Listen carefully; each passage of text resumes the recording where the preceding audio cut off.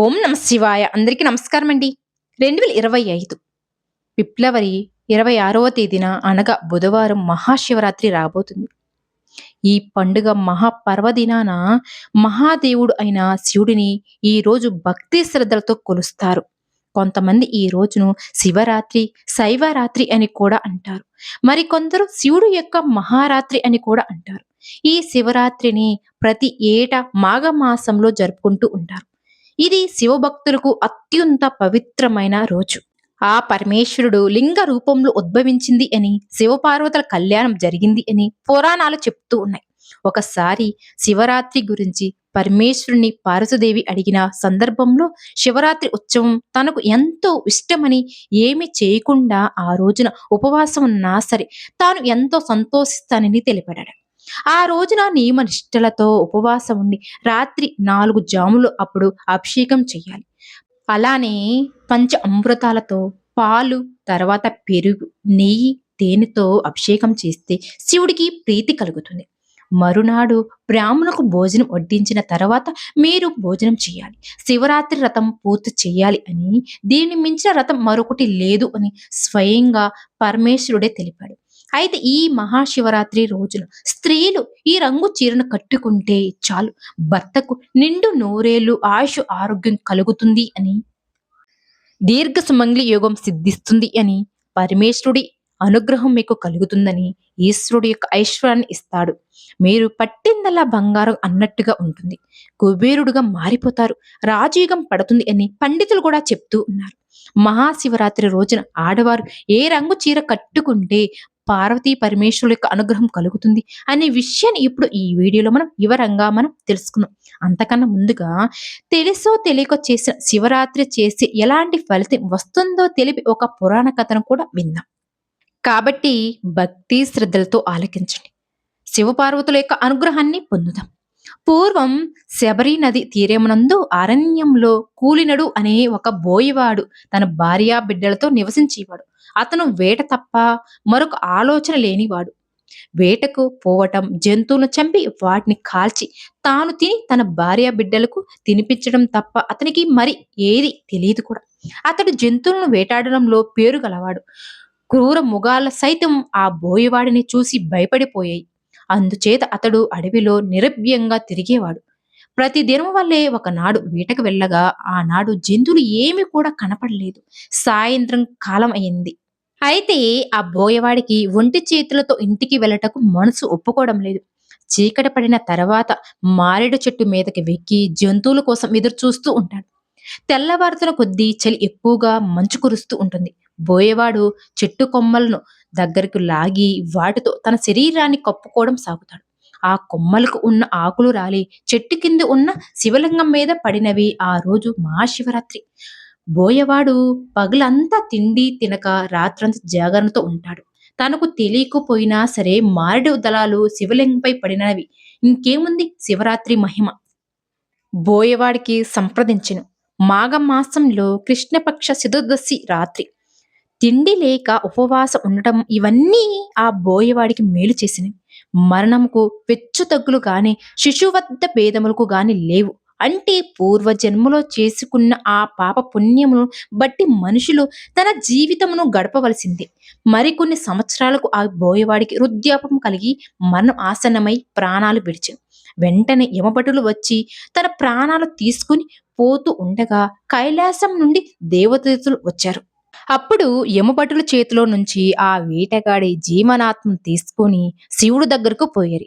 యమభటులు ఏమి చెయ్యలేక యముడు దగ్గరికి వెళ్ళి జరిగిన విషయం అంతా చెప్తారు. అప్పుడు యముడు కొంతసేపు ఆలోచించి రేపటి తర్వాత శివుడు వద్దకు వెళ్దాం. అప్పుడు అక్కడ శివుడు, పార్వతి, గణపతుల కుమారస్వాములు గణములతో కొలువు తీరి ఉన్న సమయంలో యముడు వచ్చి శివుడికి నమస్కరించును. అప్పుడు ఉమాపతి యముడిని దీవించి ఆసనం ఇచ్చి కుశల ప్రశ్నలు అడిగిన ఇక్కడికి వచ్చినందుకు కారణం ఏమిటి అని ప్రశ్నించెను. అప్పుడు యముడు, మహేష, చాలా దినములకు మీ దర్శన భాగ్యం కలిగినందుకు మిక్కిలి సంతోషించాను. మీ దర్శన కారణం ఏమనగా ఇంతకు ముందు మీ దూతలు తీసుకుని వచ్చిన బోయవాడు మహాపాపి, క్రూరుడు. అతనికి దయాదాక్షి లేవు. అనేక జీవ హింసలు చేసి ఉన్నాడు. ఒక దినము అనగా మహాశివరాత్రి నాడు తాను యథాహిత్తగా జంతువులు దొరకనందువల్ల తిండి లేదు. జంతువులు వేటగాడుకు ఆ రాత్రి అంతా మేలుకోవగా ఉన్నాడు కానీ తాను చింతశుద్ధితో శివలింగాన్ని పూజించలేదు కూడా. కాబట్టి తనని కైలాసాన్ని తీసుకురావడం భావ్యమా? అంత మాత్రాన అతనికి కైలాసము దొరుకునా? అని యముడు విన్నపించుకుంటాడు. అప్పుడు శివుడు, యమధర్మరాజా, నాకు ప్రీతికరమైన మహాశివరాత్రి పర్వదినమునందు బిల్వ పత్రము నాపై వేసి తిండి తినక జాగరణతో ఉన్న ఈ బోయవాడు కూడా పాపముక్తుడు కాగలడు. ఎవరికైనా సరే ఆ రథఫలం దక్కవలసిందే కనుక ఈ బోయవాడు పాపాత్ముడైన ఆనాటి శివరాత్రి మహిమ వలన సాహిత్యం ప్రాప్తమైనది అని పరమేశ్వరుడు వివరించెను. కాబట్టి తెలియక శివరాత్రి వ్రతం చేసిన కైలాసం దొరుకుతుంది అనే విషయాన్ని ఈ పురాణ కథ ద్వారా మనం తెలుసుకోవచ్చు. ఇక మనం వీడియోలోకి వస్తే మహాశివరాత్రి శివుడికి అత్యంత ప్రీతికరమైన పర్వదినం. ప్రత్యేకించి ఈ సంవత్సరం మహాశివరాత్రి రోజున ఆడవారు ఎల్లో కలర్ లేదా గ్రీన్ కలర్ లేదా పింక్ కలర్ ఈ మూడిటిలో ఏదో ఒక రంగులో ఉండే చీరను కట్టుకోండి. శివ ఆరాధన చేస్తే పార్వతీ పరమేశ్వరుల అనుగ్రహం కలుగుతుంది. మీకు ఉన్న కష్టాలన్నీ కూడా తొలగిపోతాయి. ఈశ్వరుడు ఐశ్వర్యాన్ని కూడా మీకు ప్రసాదిస్తాడు. చీరలు, డ్రెస్సులు ఇలా మీరు ఏ దుస్తులు ధరించినా కూడా ఈ రంగులో ఉండేటువంటి ధరించండి. ఆడవారు అయితే ముఖ్యంగా పెళ్ళైన స్త్రీలు శివరాత్రి రోజున ఈ రంగులో ఉండే దుస్తులు ధరిస్తే దీర్ఘ సుమంగళి యోగం కలుగుతుంది. భర్తకు మంచి జరుగుతుంది. శివుడి యొక్క అనుగ్రహం కూడా లభిస్తుంది. ఆడవారే కాదు, మగవారు, పిల్లలు, పెద్దలు, ముసలి వాళ్ళు ఇలా అందరూ కూడా శివరాత్రి రోజున ఈ రంగులో ఉండే దుస్తులు ధరించడం వలన పరమేశ్వరుడు యొక్క అనుగ్రహం తప్పకుండా మీకు లభిస్తుంది. కాబట్టి శివరాత్రి రోజున అందరూ కూడా చక్కగా ఉదయాన్నే నిద్రలేచి చూచిగా తలస్నానం చేసుకొని ఎల్లో లేదా గ్రీన్ లేదా పింక్ కలర్‌లో ఉండే దుస్తులు ధరించండి. లేదా ఈ రంగులు కలయికలో ఉండే దుస్తులు కూడా ధరించుకోవచ్చు. ఇలా చేయడం వల్ల శివరాత్రికి ఈ రంగు దుస్తులు ధరిస్తే శ్రేయస్కరం అని పండితులు కూడా చెప్తూ ఉన్నారు. కాబట్టి శివరాత్రి రోజున అందరూ కూడా ఈ రంగులో దుస్తులు ధరించండి. ఆడవారు, మగవారు, పిల్లలు, పెద్దలు ఇలా కుటుంబంలో అందరూ కూడా ఈ రంగులో ఉండే దుస్తులు ధరించి శివాలయానికి వెళ్ళండి. అక్కడ పరమశివుని భక్తి శ్రద్ధలతో పూజించండి. మీకు అంతా మంచే జరుగుతుంది. కనుక శివరాత్రి రోజున అందరూ కూడా ఈ రంగు దుస్తులు ధరించి శివ అనుగ్రహంతో సకల ఐశ్వర్యాలు పొందండి. మహాశివుడు తన భక్తులకు భక్తికి పరమశించి కోరిన కోరికలు నెరవేరుస్తాడు. మహాశివరాత్రికి పగలంతా ఉపవాసం ఉండి రాత్రి జాగరణ చేసి మరుసటి రోజు స్నానం చేసి మహా నైవేద్యంగా అన్నము కూరలు వండి దేవుడికి నివేదనగా చూపించి పారాయణం చెయ్యాలి. అంటే ఆ పదార్థాలు తిని ఉపవాసం విరమించాలి. మీరు తినడానికి ముందు బ్రాహ్మణులకు కానీ, పేదవారికి కానీ భోజనం పెట్టాలి. వారెవ్వరు మీకు అందుబాటులో లేని వెంటల ఆవుకు కానీ, పక్షులకు కానీ ఏదైనా ఆహార పదార్థాలను తినిపించి ఆ తర్వాత మీరు పారాయణం చేయాలి. పిలిస్తే పలికే దైవం పరమేశ్వరుడు. శంకరుడికి అభిషేకం చేయించడం ద్వారా పరిపూర్ణ జ్ఞానం, దైవ అనుగ్రహం పొందవచ్చు అని పురాణాలు కూడా తెలుపుతూ ఉన్నాయి. అభిషేకం సమయంలో దైవ విగ్రహాల నుంచి అత్యంత ఇలువైన శక్తులు వెలువడుతూ ఉంటాయి అని చెప్తారు. అభిషేకాలు అంటేనే దేవతలు ప్రీతి చెందుతారు. అభిషేక ప్రియుడు శివుడు. అందుకే శివుడికి అభిషేకం చేయించడం ద్వారా శివుడి అనుగ్రహాన్ని పొందవచ్చు అని సాధారణంగా శివుడికి పాలతో గాని నీటితో కానీ అభిషేకం చేస్తారు. ఏ ద్రవ్యంతో అభిషేకం ఇచ్చినా ఫలితం ఒకేలాగా ఉంటుంది అని అనుకుంటూ ఉంటారు. కానీ మహర్షులు చెప్పిన ఒక ద్రవ్యంతో అభిషేకం చేయడం వల్ల ఒక్కొక్క ఫలితం ఉంటుందని గ్రంథాల్లో కూడా చెప్పబడి ఉంది. శివరాత్రి రోజున శివుడికి కొన్ని పదార్థాలతో అభిషేకం చేస్తే కోరిన కోరికలన్నీ కూడా తప్పకుండా నెరవేరుతాయి అని పండితులు కూడా చెప్తూ ఉన్నారు. ముందుగా పసుపు పొడితో అభిషేకం చేస్తే ప్రభుత్వ అధికారాల నుంచి సానుకూలత మీకు లభిస్తుంది. తిరుమంజన పొడితో అభిషేకం చేస్తే దైవ అనుగ్రహం కూడా లభిస్తుంది. గ్రహ దోషాలు కూడా తొలగిపోతాయి. బియ్యం పిండితో అభిషేకం చేస్తే అప్పుల బాధలన్నీ కూడా తొలగిపోతాయి. చంద్రనాది తెల్లతో అభిషేకం చేస్తే గనుక ఉదరకు సంబంధించిన సమస్యలన్నీ కూడా తగ్గిపోతాయి. పంచ అమృతాలతో శివుడికి అభిషేకం చేయడం ద్వారా అష్టైశ్వర్యాలు కూడా మీకు చేకూరుతాయి. నీటితో అభిషేకం చేయడం ద్వారా మోక్షం సిద్ధిస్తుంది. పాలతో పరమాత్ముడికి అభిషేకం చేయిస్తే ఆయుష్ పెరుగుతుంది. పెరుగుతో అభిషేకం చేస్తే సంతాన ప్రాప్తి చేకూరుతుంది. బత్తాయి పళ్ళ రసంతో శివాభిషేకం చేస్తే ఆరోగ్యం సిద్ధిస్తుంది. అనారోగ్య సమస్యలు మాయమవుతాయి. నిమ్మరసంతో శివుడి అభిషేకం చేస్తే శత్రు భయం ఉండదు. యమ భయం కూడా ఉండదు. అలానే టెంకాయ నెలతో శివాభిషేకం చేస్తే ఉన్నత పదవులు, హోదా, గౌరవం, కీర్తి చేకూరుతుంది. ఉసిరికాయ పొడితో శివాభిషేకం చేయిస్తే రోగాలు మట్టుమయమైపోతాయి. పన్నీరుతో శివాభిషేకం చేస్తే సంతోషకరమైన జీవనం ప్రాప్తిస్తుంది. ఆవు నెయ్యితో శివుడికి అభిషేకం చేయిస్తే ధనప్రాప్తి కలుగును. చక్కెరతో అభిషేకం చేయించిన దుఃఖాలు నాశనం కలుగును. అలానే రుద్రాక్ష జలాభిషేకం చేసిన సకల ఐశ్వర్యాలు పొందవచ్చు.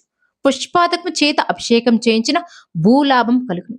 చంద్రంతో శివాభిషేకం చేయడం ద్వారా కీర్తి ప్రతిష్టలు ముడిపడుతూ ఉంటాయి. గరిక నీటితో శివాభిషేకం చేస్తే నష్టమైన ద్రవ్యం తిరిగి పొందగలరు. పెరుగుతో అభిషేకం చేయడం ద్వారా బలము, యశస్సు, ఆరోగ్యం పొందవచ్చు. అలానే భస్మాభిషేకం చేస్తే మహాపాపాలన్నీ నశించును. అలానే అన్నం అభిషేకం ద్వారా ఇతి బాధలు ఉండవు. సకల సంతోషాలు సిద్ధిస్తాయి. తేనెతో అభిషేకం చేయడం ద్వారా అమృతమైన గ్రాధ మీ సొంతం అవుతుంది అని పెద్దలు కూడా చెప్తూ ఉన్నారు. బిల్వ పత్రాలు, జిల్లుడు పువ్వులు, గోగు పువ్వులు శివ పూజకు తప్పకుండా సమర్పించాలి.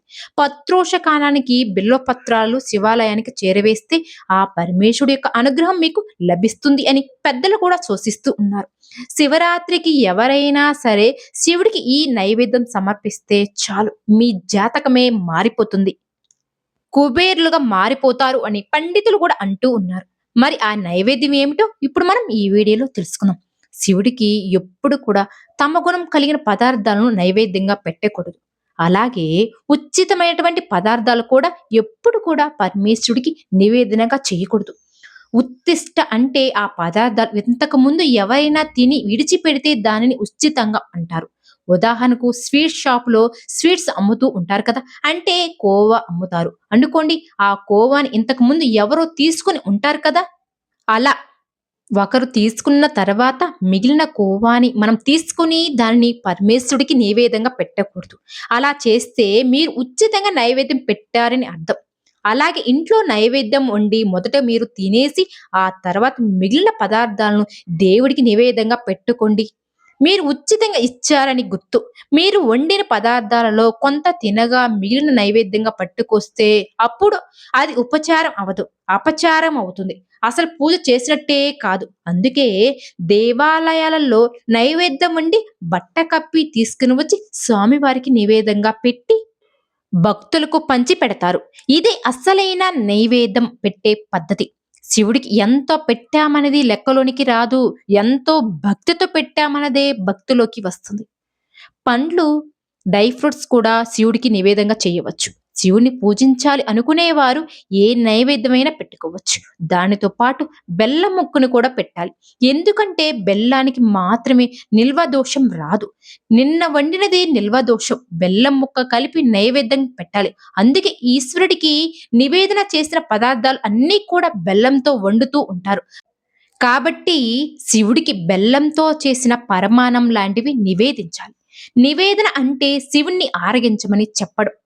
శివుడికి నైవేద్యంగా పెట్టే నైవేద్యాన్ని నోటితో ఆరగించవద్దు, కంటితో ఆరగిస్తాడు. నైవేద్యాలు పెట్టిన వాటితో పాటు బెల్లం, పరమాన్నం కూడా నివేదించండి.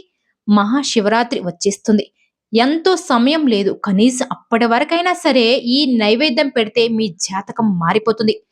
మరి తెలుసుకున్నారు కదండి. మహాశివరాత్రి రోజున ఇప్పుడు మనం చెప్పుకున్న ఈ నైవేద్యం శివుడికి సమర్పించండి. మీరు ప్రసాదాలు ఏమి చేయలేని అనుకుంటే చిన్న బెల్లం ముక్కను శివుడి ఫోటో ముందు పెట్టండి.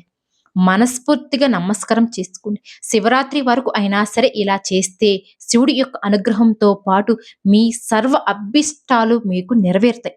ఖచ్చితంగా శివపార్వతుల యొక్క అనుగ్రహం మీకు, మీ కుటుంబంపై ఉంటుంది. విన్నారు కదండీ!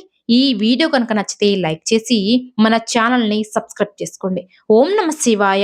హరహర మహాదేవ శంభో శంకర.